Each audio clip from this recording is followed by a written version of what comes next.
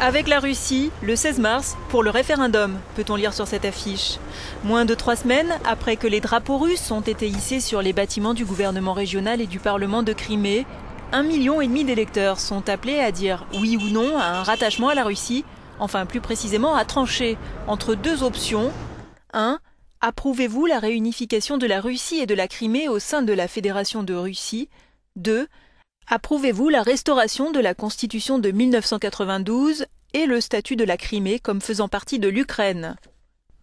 La Constitution de 1992, adoptée après l'éclatement de l'Union soviétique en 1991 mais rapidement abolie, prévoyait pour la Crimée un statut d'État indépendant au sein de la République d'Ukraine.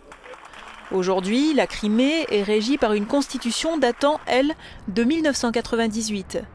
Elle confère à la péninsule un statut de république autonome, mais qui reste toutefois dépendante de l'Ukraine, politiquement et économiquement. Le Parlement de Crimée ne peut pas voter les lois, et le gouvernement régional est financé par Kiev.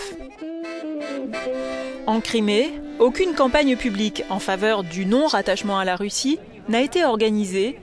Le référendum apparaît ainsi comme une formalité. S'il débouche en effet sur le rattachement de la Crimée à la Russie, la Crimée sera déclarée État indépendant et souverain avec une forme républicaine de gouvernement. Elle deviendra la 84e province de la Fédération russe.